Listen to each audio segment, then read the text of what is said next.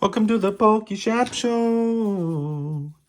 Got 4 cards today. I'm going to prep for PSA submissions. And these are cards I got on eBay. So I was going to take you through my process of how I'm going to get these 4 cards ready to go. Since I got them on eBay, you never know what you're going to get. I try to get cards that were well-centered, look good, without any issues. And then you get them home, and all of a sudden they're jacked up for one reason or another. So let's dig into it and see what we got here. First of all, I'm putting the value I paid for it and what it gets in a PSA 10 on each card. That way I can make decisions on whether to take a chance on it or to let it slide. It's not worth it. So here we have a Pikachu, Indonesian Pikachu. I usually don't do Indonesian cards. Oh my goodness, how did they get this in here? Okay, never use Scotch tape when you ship out cards to people, by the way. It's just use painter's tape, please, for the love of God. Okay, it just requires so much extra cutting and all this stuff that could end up damaging the card if you cut it wrong. So there's a big multiplier on this card. So I paid $84 for it, and it PSA 10's at a $570. Huge multiplier there. So really when you're shopping, go for the huge multipliers. That way, if your gem rate's not so hot, the ones that do get 10s are going to more than make up for the ones that don't. So this is a card I've never actually held in my hand before. It's the first time I'm looking at this one. And this one is an Indonesian Pikachu KFC promo. One of the first things I look for usually is centering. I think left to right, the centering is a little bit left heavy, but I think it's going to be within that 45-55 range. And then I like to turn the card to the side when I look at the top to bottom. And I feel like the top to bottom looks pretty good. So if you're not sure about centering, there's some really good apps on your phone that can definitely help you out. And I use those apps before I even purchase the card. I just use my fingers a little bit to rub on the edges to get some of these little micro fibers off, little bitty card issues. There's a little bit of whiting on this corner here. Okay, so you see the whiting on that corner.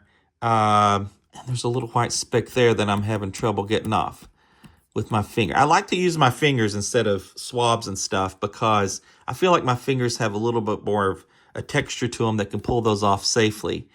And with this Indonesian card, not having felt many Indonesian cards before, it kind of feels like a Chinese card or a Japanese card, and it looks like it's leaving fingerprints on here, which doesn't happen nearly as often with English cards. So I'm just going to grab my cotton swab, and I'm going to lay it down on something soft, and I'm going to rub some of these fingerprints off that I've put on the card already, and then I'm going to hold it on the edge carefully and just check the light to make sure those fingerprints are off. But what I'm seeing here is that one little print dot here.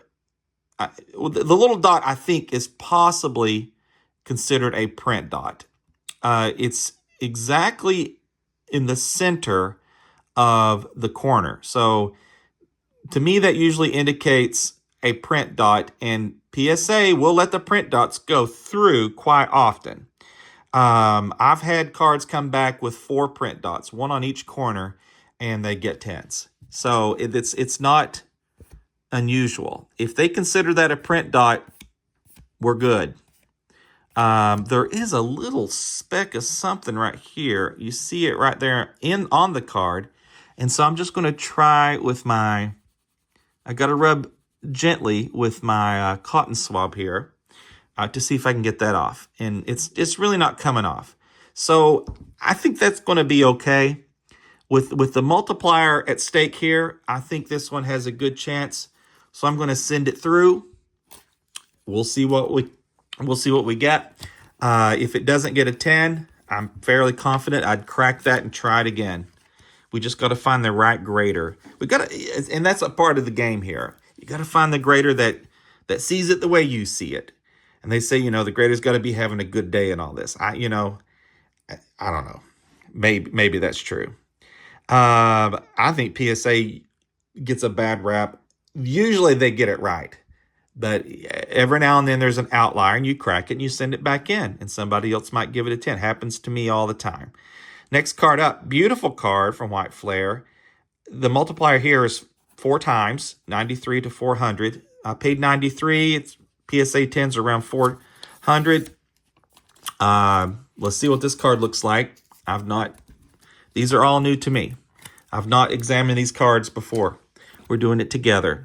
So I always like to get rid of the sleeve it comes in and give it a fresh new sleeve of my own. So the centering left to right is usually where I start. It's very close. It is a little bit right heavy, but I think that's going to be close enough to where I'm not even going to measure it.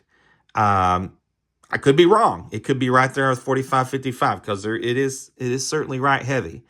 But I think with this card with the multiplier, PSA does have a little bit of leeway if the card has a good eye peel to give cards that are slightly off-centered the 10. Top to bottom here looks pretty spot on. And I try to pre-screen these before I buy them, obviously, on eBay. And I'll put the card into a card centering digital tool and line the little markers up, and it tells me what the centering is. You can do that on the desktop or on your phone. If it's on the phone, I'll take a screenshot for my phone app, by the way.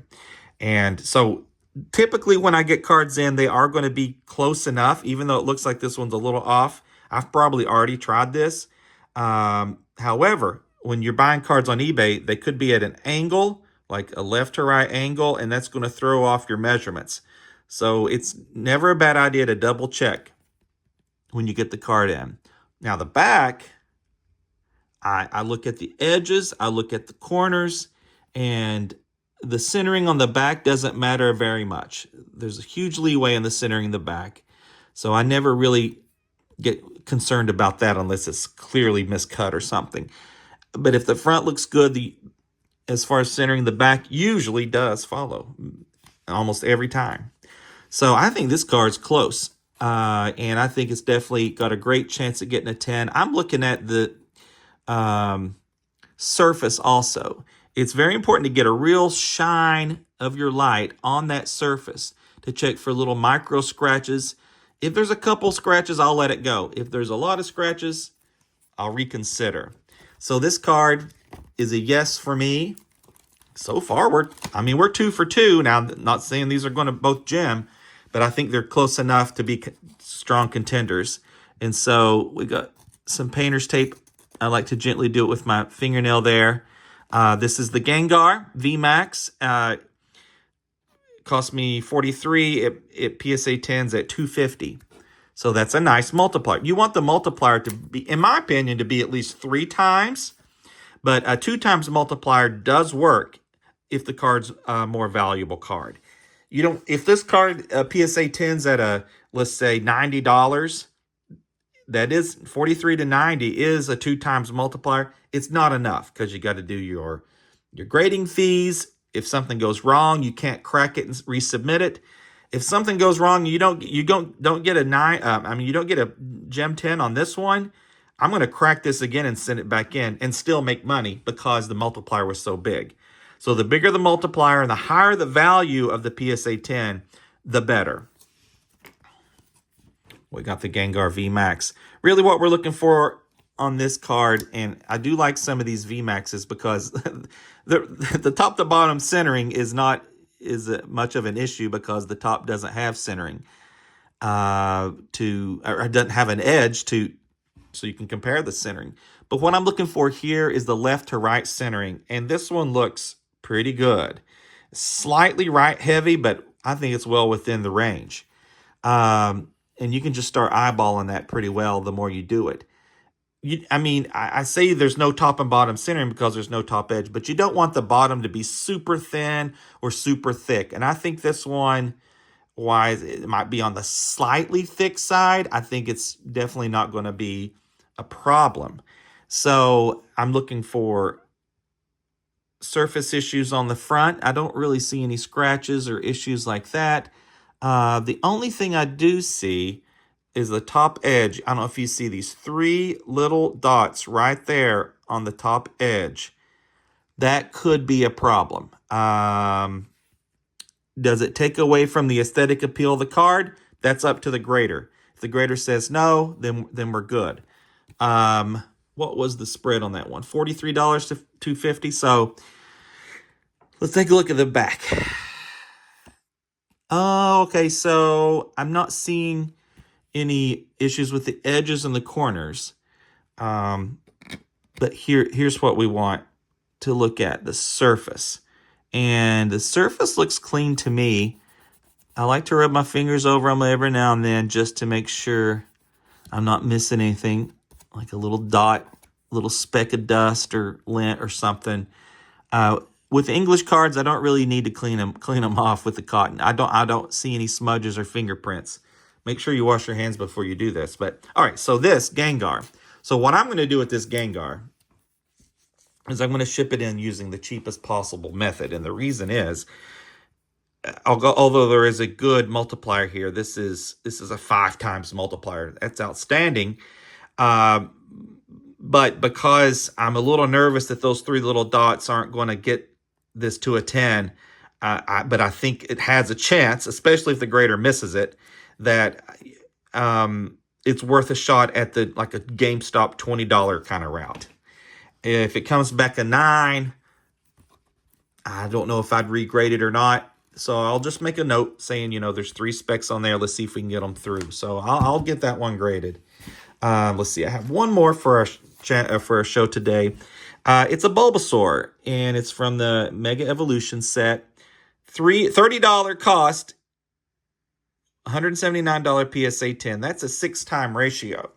Now, the lower the numbers, the higher I believe you need the ratio to be in order to take a chance on something you're on the fence about, that's not a clear-cut PSA 10. And again, with this Scotch tape. Scotch tape, it just makes it difficult for the buyer, myself, to get the card out without damaging it. All right, so we have the Bulbasaur here. Always give it a new sleeve. And let's take a look at the centering. The centering looks pretty good. Left to right is slightly left heavy. Top to bottom, it looks really good, I think.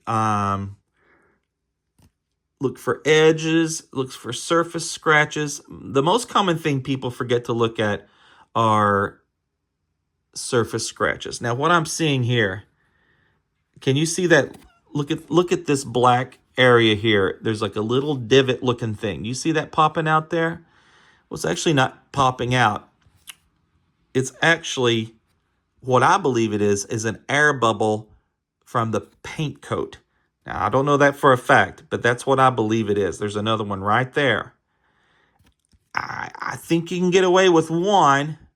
Oh, there's another one right next to this blue area right there. I mean, there's 3 on there. So I've seen them sneak through and I've seen them get caught. So it's a bit of a risk with this card. But the back looks real clean. I'm not seeing any white on the corners. Now, when you're ordering on eBay, you can easily check the centering. If the seller has taken a decent image, you can check the front. Usually, you can check to see if there's any whiting on the corners.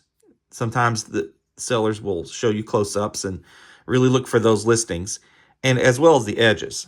So it's really those surface issues that you can't see so well on eBay usually. So you want to get the light on it just right to make sure you're getting those surface, getting a good view on those surfaces.